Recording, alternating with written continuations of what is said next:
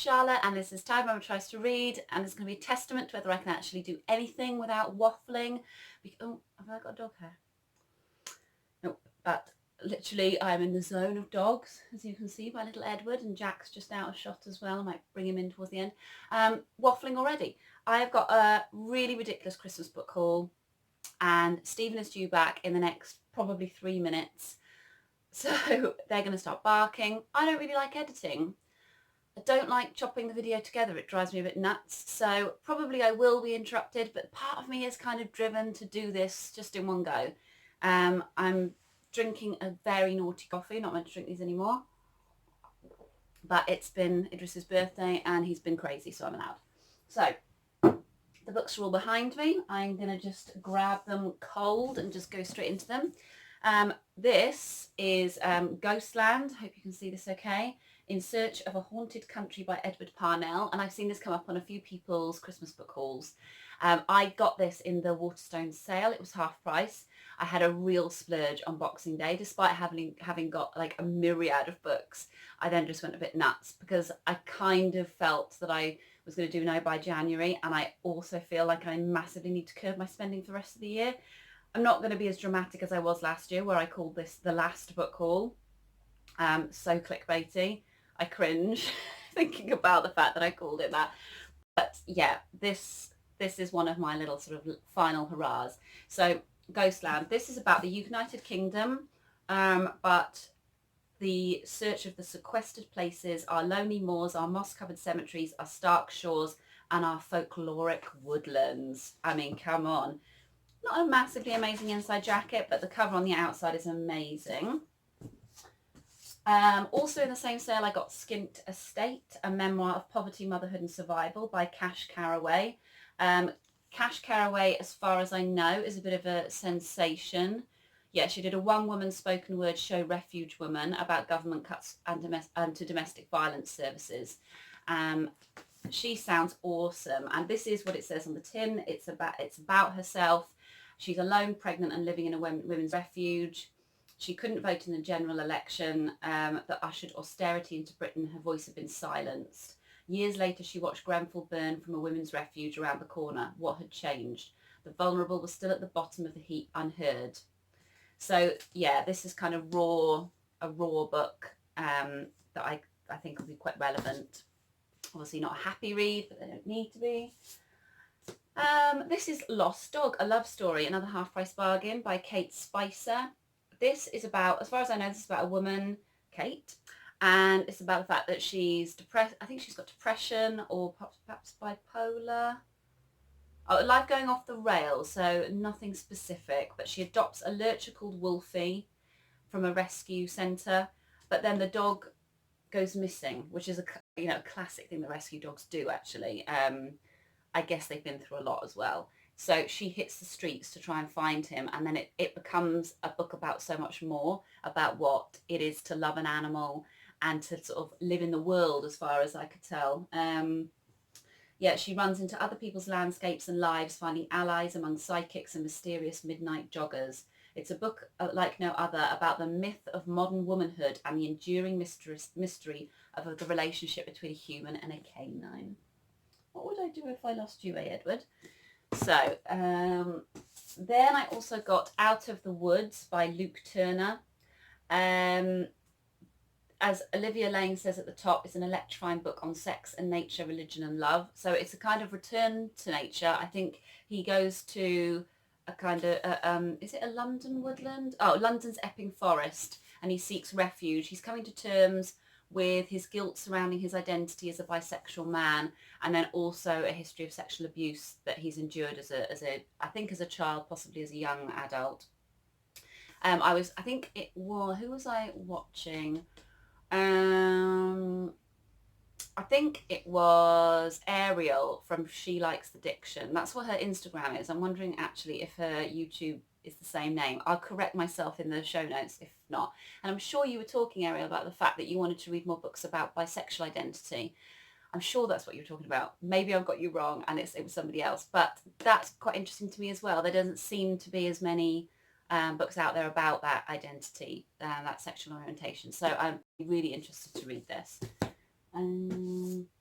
Then I also got The Making of Poetry, Coleridge and Wordsworth's, Coleridge, the Wordsworths and Their Year of Marvels by Adam Nicholson. And this is gloriously illustrated all the way through in colour, which is just unheard of, to have a book illustrated all the way through in colour. So the illustrations, are they by Adam Nicholson? This is so, oh no, with woodcuts and paintings by Tom Hammock, who should really be on the cover. I mean, this is a classic thing like with translators, quite sort of important contributors to a book, and end up getting sort of left out. And I feel like these illustrations are obviously quite important, so I think you should have been on the cover too. But this will be really interesting. I'm guessing it's about lyrical ballads.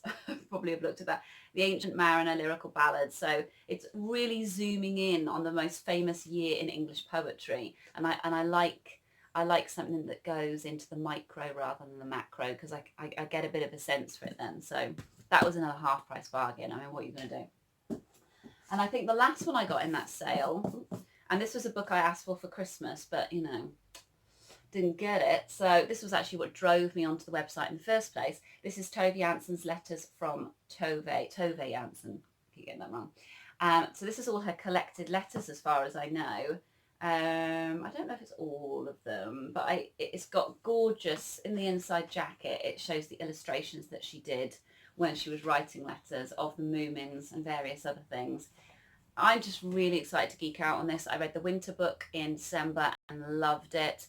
And as you'll see, I'm going to haul another one of hers in a moment. So I think this looks really good. Turn this way for this stuff now. Let me just get a pile of them for my lap. Okay, so these two I treated myself before Christmas, actually, in the wake of the horrendous general election, which left us all reeling. Have I got the coffee? I felt like I needed to really educate myself politically, and I've got a massive pile of books in the bedroom, which I've stacked up specifically that I want to get through this year. I think there's about 25 maybe. So I don't know. I thought I heard Stephen. I don't know if I'm being a little bit ambitious, but I really want to try and get through them. And then when I posted about those, Mel of Mel's Bookland Adventures, she suggested several books that I might like to add to that pile, and two of them stood out for me, so I've ordered them and got them. One is Natives, Race and Class in the Ruins of Empire by Akala. So just the surname alone is interesting. Who is Akala? A BAFTA and MOBO award-winning hip-hop artist, writer and social entrepreneur. I mean, this looks amazing. So I'm excited to get onto that. Thank you, Mel. And you also recommended to me, Mel, and this is a little bit dirty because my daddy's been reading it, and he doesn't always take the best care of books, but it's okay. This is Yanis Varoufakis. Have I got that right? A Brief History of Capitalism. Talking to my daughter, a brief history of capitalism, and my dad has just read that. He said it was amazing. I think it kind of made him feel more revolutionary than normal, so I think that's the one to get me a bit mad. That's my notebook. So these are my Christmas gifts. I think these are all going to be gifts. Yeah, I think these are all my gifts now. So we've got Geraldine Brooks, People of the Book. I've never read a Geraldine Brooks. I don't think I might have owned one at one time. She wrote The March, didn't she? And this is during World War II. A Bosnian Muslim risks his life to save a book from the Nazis, and he gets caught up in the intrigues of hedonistic 19th century Vienna. So my lovely friend Katie got me that one. This was a treat for myself. This was Remembered by Yvonne Battle-Felton, and I think you guys have probably all seen this. This was longlisted for the Women's Prize for Fiction. I just think it looks really good. It's a history of a woman's life, as far as I know. Yeah, her son Edward lies dying. She has no other choice. Time is running out and Spring must find a way to get through to Edward. This could be her last chance to tell him the story of their family and the truth of how he came to be. Lovely Shannon Burt of For Storytime got me Nancy Mitford's Christmas Pudding, and I don't know if, I think I'm going to save this for my December reads. Gorgeous cover, gorgeous penguin cover there. Really love that, with a little holly sprig there. Thank you very much. My sister got me some second-hand bargains. She got me Kate Millett's Sexual Politics. I hope this is in shot when I'm showing this. Yeah, I've not read any Kate Millett. I've never owned this, but this is sort of second wave feminism, as far as I know. I think that'll be really interesting. She also got me Michelle Roberts' A Piece of the Night in this gorgeous Women's Press cover. Anything by Women's Press, just think it looks lovely with the iron. So good. I've read Michelle Roberts before. I believe, was it The Passion I read, or have I completely made up that I read The Passion? Or is it called The Wild Girl? As far as I'm sure she's the one who wrote the one about Mary Magdalene. Is it The Wild Girl? I really loved it anyway. I read it for my university degree, so it was a while ago, but I'm looking forward to that one. My lovely friend Francesca got me Poems for a World Gone to Shit, which I feel probably end up being my book of the year of 2020 if this year continues in the vein of 2019. So this is by loads of different people: Emily Dickinson, D.H. Lawrence, Lem Sissay, Samuel Taylor Coleridge, loads of anonymous. I'm guessing we're going to have some diversity coming in somewhere. I'm sure it is. Amazing power of poetry to make even the most effed up times feel better. Thank you for those. Then lovely Sarah at Your True Shelf got me Pax by Sari Pennypacker. What an awesome surname. This looks devastatingly heartbreaking, so I'm going to have to really steel myself to read it. But as you can see, it has a Mr. Foxy on the cover, and everything to do with a fox I will love. So this is about a little boy who is convinced by his dad, I believe it's during wartime, to return his pet fox to the wild. But obviously this fox has been in his company since he was a cub, and it's all about the fox trying to find his way back to his boy. Like, already it's a powerful story about the unbreakable bond between a boy and his fox. Sarah, how could you do this to me? These are my Christmas gifts from Stephen. Oh, thank you, Sarah, by the way. That was a lovely, lovely gift. Sarah Pascoe's Sex Pal Money, which I had on my Christmas list. So Sarah Pascoe is a British comedian, very dry, very funny. She's also written a book called Animal, which is sort of about herself as a woman, and this is the follow-on to that. So I've not read Animal. I'm pretty sure I could get it out of the library anytime I wanted. So half tempted to go and do that and just double check. I really like the idea of this. I love the cover with her with a banana. I just love it. So we'll see how that, I think it will be funny and angry and educational, which is, I almost feel like I need to read that next because I'm in the mood for that right now. Let me just grab a stack of these. We're getting so close to doing this before Stephen gets back that I just really want to get through. This is a really special book, okay? This is Michaela de Prince's book, Taking Flight, From War Orphan to Star Ballerina. So she is an orphan from Sierra Leone, and she ends up on the stages of the world as a ballerina. And the reason this is special is because I gave this book to my nan.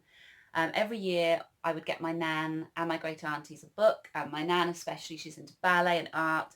I used to take great pleasure every year in choosing her a really nice hardback of the latest thing that was out, and then I'd write, a little dedication in the front, which I have in this one. So this is 2014, and then she'd write me a letter telling me what she thought of the book, and it was just really nice because we very rarely saw each other. She lives in England and I live in Wales.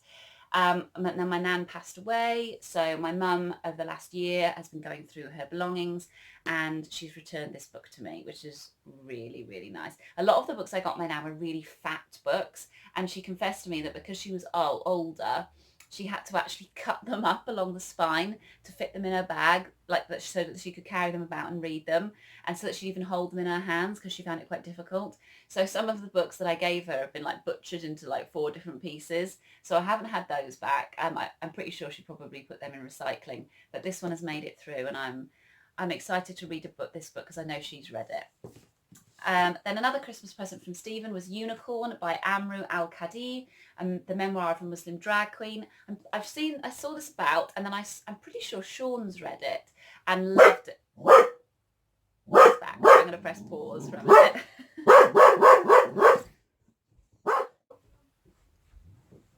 Hi. So I can still hear them. They're just very excited to see Stephen. So yeah, back to this one. I'm sure I saw Sean review this, or at least I saw when he was partway through. Never sure with Sean if he's going to DNF something, even though he says he loves it at the beginning, which is fine. So I based on what I think that he enjoyed, I ended up asking for this for Christmas. So I'm excited to have that. Where was I in my stack? Have I done that whole stack? Oh no, I haven't. I also asked for Samantha Power's The Education of an Idealist, which I had no idea was so enormous. It is positively huge. It's about 550 odd pages, and it just, yeah. I think I'm going to learn a lot. I saw a great review of this by Robert from Barter Hordes, and he did find that in places that he felt it was a little bit, I can't remember the word he used, but a little bit almost braggy, which I could see, because some of the books like this do end up being like that. So in that respect, I'd be interested, but it's so obvious from this that I'm going to learn about a massive amount of other things. You know, it's going to be one of those things that you start off in the center of the spider web and the spider web builds around you. So that's that one. And then these are my treats to myself, as if I haven't had enough. I went into our local independent bookshop in Mumbles, cover to cover, and I picked up Benjamin Meyer's Under the Rock, Stories Carved from the Land.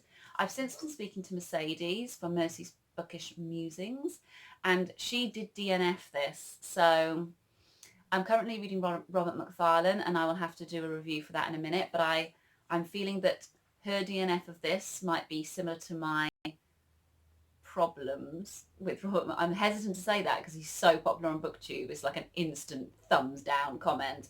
But yeah, we'll get to that. We'll see how it goes. I also got the summer book. I picked this up in W.H. Smith's. I'm always naming where I pick up books, by the way, because I'm still trying to do this thing where I'm quite open and transparent about where I'm picking up books. And also I want to check on myself as to where I'm getting them, whether I'm getting them from real life bookshops, you know, to support them. So this was a bit of a cheeky buy. This was the summer book by Tove Jansson, an accompaniment to my winter book that I really enjoyed. And this was a sale book. It was like £4. When I saw it, there was no way I wasn't going to buy it. So I'll get to that this year, hopefully. Oh, we're back to my cover to cover buy. So I've interrupted them a little bit. So I got Under the Rock from our local independent. And I also got The Library of Ice by Nancy Campbell, Readings from a Cold Climate. A dreamlike book, it's called. And I think Sian has got this out from the library because she thought it looked really interesting. So, you know, she's just going to be... She's captivated by the solid yet impermanent nature of ice, by its stark, rugged beauty. She's an acclaimed writer from the world's most northernmost museum. Awesome. And the reviews here, exquisitely made and intellectually thrilling. There's a quietly urgent politics to this exploration of ice and language, scapes and words. It's beautifully wrought. Great cover as well. And then I picked up the Regeneration trilogy by Pat Barker. So this was a bit of a, you know, it's $16.99, but it's 3 books. So I think that's a bargain in itself. And they think they do fit really nicely into one volume. It's a lovely volume. It doesn't feel too heavy. When I worked in the bookshop, these were always sold separately, so I was quite surprised and delighted to see it all in one. Ever since I read The Silence of the Girls, I've wanted to go back and read these because I know these are her big famous works. Did she win the Booker with these? I'm pretty sure she's won the Booker. I'm pretty sure it was with one of these books. I think The Silence of the Girls was like an underrated gem of last year. It was in my top 10 and I'm really surprised I didn't see more of it. People seem to enjoy it, but people had problems with some of the way she'd done the dialogue and things like that. And I think people as well get really sick of mythical retellings, so that put people off from reading it. But I loved it, and I think it showed somebody really masterful, tackling really complex ideas, but in a very interesting and page-turny way, which I think is quite difficult to do. So I think this is going to be quite heart-rending. It's in the First World War. Well, it's the story of the last 2 years of the First World War, seen through the eyes of psychologist William Rivers and damaged soldier Billy Pryor. I think that's it. Oh, I have got one out from the library. I got this seemed like a really sensible library loan in light of all of this. I got The Eighth Life. I don't know if you can see that with the library shine, by Nino Harachvili. I've seen this on a few people's booktubes. I think, did I see it on Eric Carl Anderson's booktube? I don't think he'd read it, but he bought it. So it's enormous. It's about a chocolate recipe. I feel like a secret recipe. Yeah, and then it uses that as a way to go through these generations and follow a tragic love story. I got it out to see whether I would want to read it, and at the minute I don't think I want to right now, but I will want to in the future. I'm not in the mood for a great big book. I've read loads of them. Loads of great big books in the last few months, and I'm interested in just small ones. No. Okay, I'm done. So thank you for watching. If you've read any of these, let me know. If you've bought too much or had too much of a Christmas, let me know, and I'll speak to you soon.